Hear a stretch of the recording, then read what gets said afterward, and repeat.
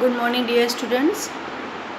कल हमने आपको चैप्टर 7 सर्वनाम के बारे में बताया था और आज हम आपको सर्वनाम की कल हमने आपको बताया था सर्वनाम किसे कहते हैं, सर्वनाम के कितने भेद होते हैं, सर्वनाम कितने प्रकार के होते हैं, ये सब कल हमने आपको बताया था। अब हम आपको बताएंगे, एक बार फिर से मैं दोहरा देती हूँ, फिर मैं आगे बढ़ती हूँ। सर्वनाम किसे कहते हैं? जो शब्द संज्ञा के स्थान पर प्रयोग किए जाते हैं उन्हें सर्वनाम कहते हैं, जैसे मैं, हम, वह, तुम आदि। और सर्वनाम के 6 भेद होते हैं। सर्वनाम 6 प्रकार के होते हैं: पुरुषवाचक सर्वनाम, प्रश्नवाचक सर्वनाम, अनिश्चयवाचक सर्वनाम, निश्चयवाचक सर्वनाम, संबंधवाचक सर्वनाम, निजवाचक सर्वनाम। अब पुरुषवाचक सर्वनाम किसे कहते हैं ये हमने आपको बताया था। पुरुषवाचक सर्वनाम जिसमें वक्ता अपने लिए, सुनने वालों के लिए अथवा अन्य के लिए करता है उसे हम पुरुषवाचक सर्वनाम कहते हैं, जैसे मैं, तुमने, वह आदि। फिर उसके बाद हमने आपको बताया था कि पुरुषवाचक सर्वनाम 3 प्रकार के होते हैं: उत्तम पुरुषवाचक, मध्यम पुरुषवाचक और अन्य पुरुषवाचक सर्वनाम। तो दूसरा आता है प्रश्नवाचक सर्वनाम किसे कहते हैं। प्रश्नवाचक सर्वनाम जब सर्वनाम शब्द का प्रयोग प्रश्न पूछने के लिए किया जाता है, जब सर्वनाम शब्द का प्रयोग प्रश्न पूछने के लिए किया जाता है तो उसे प्रश्नवाचक सर्वनाम कहते हैं। जब सर्वनाम शब्द का प्रयोग प्रश्न पूछने के लिए किया जाता है तो उसे हम प्रश्नवाचक सर्वनाम कहते हैं, जैसे कौन, किसे, किसका, यह उपहार किसका है, इतनी जोर से कौन दरवाज़ा खटखटा रहा है। फिर तीसरा आता है अनिश्चयवाचक सर्वनाम किसे कहते हैं। तीसरा क्या है? अनिश्चयवाचक सर्वनाम किसे कहते हैं? जब सर्वनाम शब्द अनिश्चित वस्तु व्यक्ति का बोध कराता है, जब सर्वनाम शब्द अनिश्चित वस्तु व्यक्ति का बोध कराता है तो वहाँ अनिश्चयवाचक सर्वनाम होता है, जिसके बारे में नहीं पता है कि कौन है, अनिश्चित है, हम नहीं जानते कि कौन है। जब सर्वनाम शब्द का प्रयोग किसी अनिश्चित वस्तु के लिए किया जाता है जिसके बारे में हम नहीं जानते हैं तो हम उसे अनिश्चयवाचक सर्वनाम कहते हैं। जैसे कोई, किसी, बाहर से किसी की आवाज़ आ रही है, जो आवाज़ आ रही है हमें नहीं पता कि वो आवाज़ किसकी है, तो हम कह सकते हैं अनिश्चयवाचक सर्वनाम। फिर या तो कोई जादुई किताब लगती है, जो किताब रखी है मेज पे उसके बारे में नहीं पता कि ये जादुई किताब है कि क्या है, तो हम कह सकते हैं ये तो जादुई किताब लगती है। फिर आता है इन दोनों वाक्यों में किसी प्राणी या वस्तु के बारे में निश्चित रूप से कुछ नहीं कहा जा सकता। और अनिश्चयवाचक सर्वनाम के कुछ अन्य शब्द हैं, कुछ, कहीं आदि। फिर आता है निश्चयवाचक सर्वनाम किसे कहते हैं। निश्चयवाचक सर्वनाम किसे कहते हैं?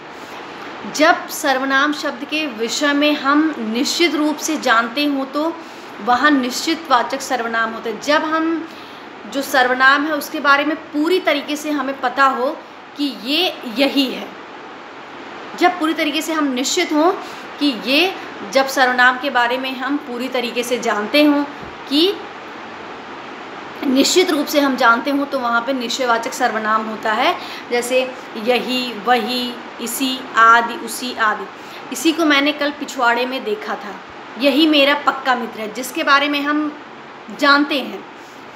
इन दोनों वाक्यों में प्रयोग किए गए इसी और यही शब्द निश्चयवाचक सर्वनाम है, क्योंकि ये निश्चित रूप से किसी व्यक्ति विशेष के विषय में बता रहे हैं। जब हम किसी व्यक्ति के बारे में निश्चित होते हैं, किसके विषय में जानते हैं, पर्टिकुलर हमें पता है, हम पूरी तरीके से ये जानते हैं कि ये यही है, तो हम वहाँ पे उसको कह सकते हैं कि ये निश्चयवाचक सर्वनाम है। फिर आता है संबंधवाचक सर्वनाम। अब संबंधवाचक सर्वनाम किसे कहते हैं? जब दो सर्वनाम एक दूसरे से किसी तरह का संबंध दिखाते हैं, जब दो सर्वनाम किसी तरीके से एक दूसरे से संबंध स्थापित करके और प्रयोग किया जाता है, जब दो सर्वनाम का मैं, हम, तुम, वह आदि कोई भी सर्वनाम हो, जब उसका संबंध स्थापित करते हैं, एक दूसरे से उसका संबंध होता है और उसी संबंध के हिसाब से हम उसे प्रयोग में करते हैं, तो हम उसे संबंधवाचक सर्वनाम कहते हैं।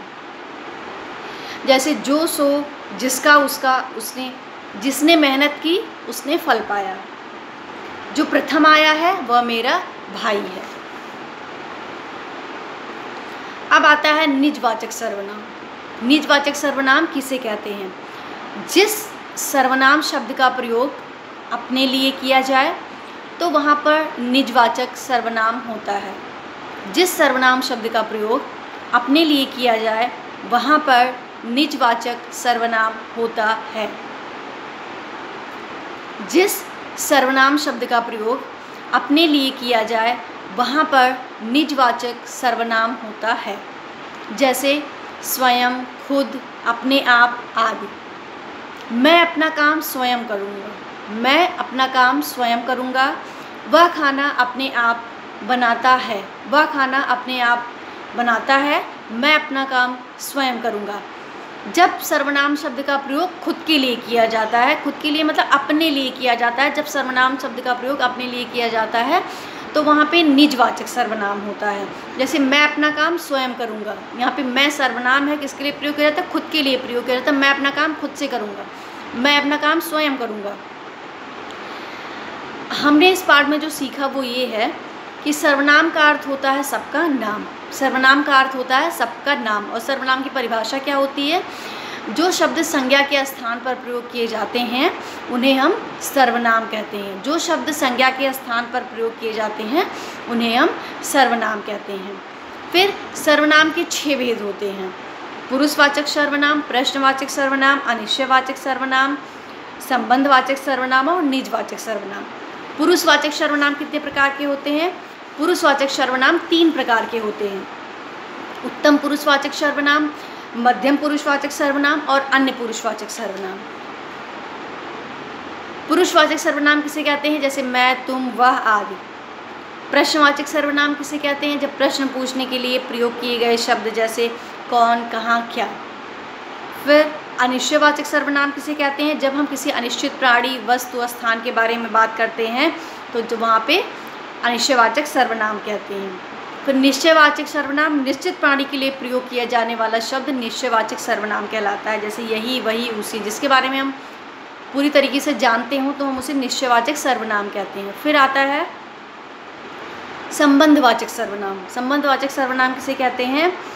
जब 2 सर्वनाम शब्दों का आपस में संबंध स्थापित करने के लिए प्रयोग किया जाता है तो हम उसे संबंधवाचक सर्वनाम कहते हैं। जैसा, वैसा, जिसे, उसे आदि। और निजवाचक सर्वनाम किसे कहते हैं? अपने लिए प्रयोग किए जाने वाले सर्वनाम, वे सर्वनाम शब्द जिनको हम अपने लिए प्रयोग करते हैं उन्हें हम निजवाचक सर्वनाम कहते हैं। और सर्वनाम का क्या अर्थ होता है? सबका नाम। तो ये था आपका सर्वनाम के बारे में। और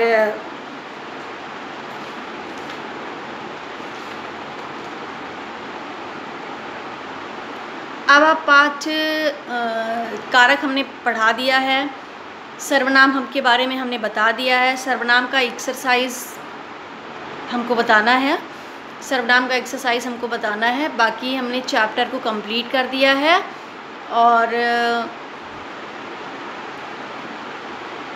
इस चैप्टर को आप पढ़ लेंगे। बहुत इजी है। पहले आप सर्वनाम के बारे में जानेंगे, फिर सर्वनाम का अर्थ क्या होता है। जैसे सर्वनाम का अर्थ होता है सबका नाम।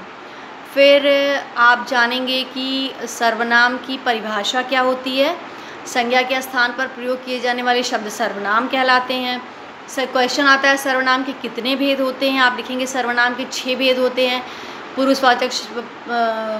पुरुषवाचक सर्वनाम, प्रश्नवाचक सर्वनाम, अनिश्चितवाचक सर्वनाम, निश्चितवाचक सर्वनाम, संबंधवाचक सर्वनाम,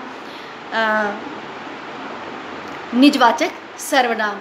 फिर क्वेश्चन आता है पुरुषवाचक सर्वनाम कितने प्रकार के होते हैं। पुरुषवाचक सर्वनाम 3 प्रकार के होते हैं। उत्तम पुरुषवाचक सर्वनाम, मध्यम पुरुषवाचक सर्वनाम, अन्य पुरुषवाचक सर्वनाम।